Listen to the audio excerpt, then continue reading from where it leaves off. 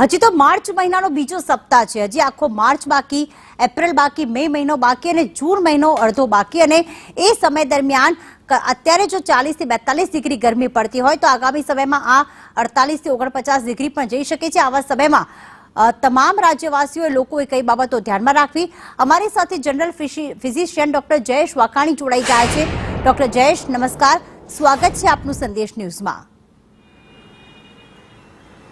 નમસ્કાર ડોક્ટર જયેશ, આ વખતે ગરમી ખૂબ પડવાની છે અને અત્યારથી દેખાઈ રહ્યું છે, કારણ કે રેડ એલર્ટ રાજકોટમાં, પોરબંદરમાં, અમદાવાદમાં, જૂનાગઢમાં આપવામાં આવ્યું છે। આગામી સમયમાં ગરમીથી લડવા માટે લોકોએ તૈયાર જ રહેવું પડશે। આ દરમિયાન કઈ કઈ બાબતોનું ધ્યાન રાખવું ખાસ?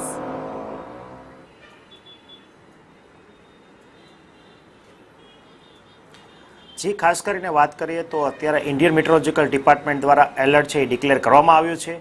એ અનુસંધાને જોવા જઈએ તો આગામી 2 કે 3 દિવસ સુધી તાપમાનનો પારો 42 ડિગ્રી સુધી પહોંચવાની પૂરેપૂરી શક્યતા છે નોંધાયેલી છે। તો લોકોએ હીટ રિલેટેડ ઇલનેસના લક્ષણો શું છે એ બાબતે ખાસ છે ધ્યાન રાખવું હિતાવહ છે। હીટવેવ રિલેટેડ ઇલનેસમાં ખાસ કરીને જોવા જઈએ તો માથાનો દુખાવો થવો, થ્રોબિંગ હેડેક થવું, ઘણી વખત જે છે મોં કોરું પડવું, આ ઉપરાંત આંખોમાં બળતરા થવી, ચક્કર આવવા, ઘણી વખત છે એ ચામડી દજાડતી હોય એટલે કે ચામડીમાં બળતરા ફીલ થવી, ચામડી શુષ્ક થઈ જવી, રાતાશ થઈ જવી, આ ઉપરાંત ડ્રાયનેસ જે છે એ પણ જોવા મળતી હોય છે। ઘણી વખત જે છે એ ઉલટી ઉપકા, નોઝિયા વોમિટિંગની ફીલ પણ આવતી હોય છે। આ ઉપરાંત જે છે એ શરીરમાં પાણી ઘટી જવાને કારણે બેસુધ અવસ્થા, ચક્કર આવવા વગેરે લક્ષણો પણ જોવા મળતા હોય છે। જ્યારે heat related illness heat stroke સુધી પહોંચતી હોય ત્યારે સ્નાયુ જે છે એમાં કંપવા અને દુખાવો જે છે ફીલ થતો હોય છે અને બેસુધ અવસ્થાને બાદ ઘણી વખત એ પ્રાણઘાતક પણ નીવડી શકતી હોય છે। તો ખાસ કરીને આવા લક્ષણો જણાય તો તાત્કાલિક જે છે વ્યક્તિએ ઠંડા સ્થળે પોતાના વિસ્થાપિત થવું જોઈએ। આ ઉપરાંત બની શકે તો તબીબી સારવાર લેવી ખૂબ હિતકારક છે। બિલકુલ, આ બધી સમસ્યાઓ થતી હોય છે ડોક્ટર જયેશ, તો ખાસ જણાવશો કે ઘરગથ્થુ ઉપચાર કયા કરવા જોઈએ ગરમીથી બચવા માટે, જેના કારણે હીટ સ્ટ્રોક કે આંખની બળતરા, માથાનો દુખાવ, ઉલટી કે ઉપકા આ સમસ્યાઓ ન થાય? જી, ખાસ કરીને વાત કરીએ તો હીટ સ્ટ્રોકથી પ્રિવેન્શન માટે લોકોએ ખાસ કરીને બપોરના પીક સમયમાં બિનજરૂરી છે બહાર જવાનું ટાળવું જોઈએ।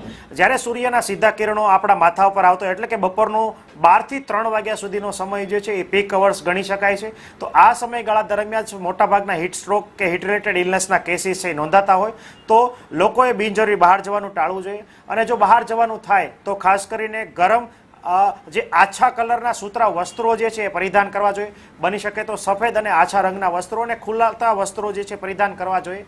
આ ઉપરાંત લોકોમાં અત્યારે અવેરનેસ છે તે લોકો સનગ્લાસ, ગોગલ્સ ઉપરાંત જોવા જઈએ તો રૂમાલ, દુપટ્ટાનો ઉપયોગ પણ કરી રહ્યા છે। જ્યારે ગરમીની માત્રા પુષ્કળ વધારે પડતી હોય ત્યારે તમે ભીના રૂમાલ એટલે કે પાણીથી પલાળેલા રૂમાલ કે અન્ય ટોપીનો ઉપયોગ પણ જે છે એ કરી શકો છો।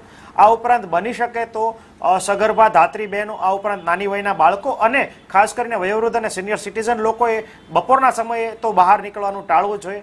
અને ઘરની બહાર નીકળવા જતાં પહેલાં શરીરની અંદર હાઇડ્રેશનની માત્રા એટલે કે પાણીની માત્રા જાળવી રાખવા માટે 2 કે 3 ગ્લાસ જેટલું પાણી પીધા પછી જ બહાર નીકળવું જોઈએ। આ ઉપરાંત ઉનાળાના દિવસોમાં બની શકે તો દર કલાકે ઓછામાં ઓછો 1 થી 1.5 ગ્લાસ જેટલું પાણી છે એનું સેવન કરવું હિતકારક છે। બહારમાં બજારમાં જે મળતા અતિશય ગળ્યા એટલે કે સ્વીટ અને અતિશય ઠંડા કોલ્ડ ડ્રિંક્સ છે એનો આગ્રહ રાખવો ન જોઈએ। આ ઉપરાંત જો બની શકે તો ઘરે બનાવેલા તાજી છાશ છે, ઘોળું છે, લીંબુ પાણી છે, લીંબુ શરબત છે, આ ઉપરાંત નાળિયેર પાણી છે, ORSનું દ્રાવણ છે, આ ઉપરાંત ઘરે નૈસર્ગિક ફ્રૂટમાંથી બનેલા જ્યુસ જે છે એનું સેવન કરવું ખૂબ હિતકારક છે, જેનાથી આપણે હીટ સ્ટ્રોકથી બચી શકીએ છીએ।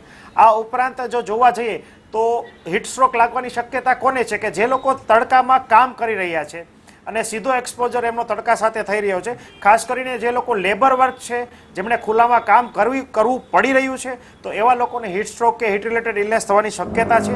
તો બપોરના સમય બની શકે તો 12 થી 3ના ગાળામાં આ કામગીરી જે છે અટકાવવી જોઈએ।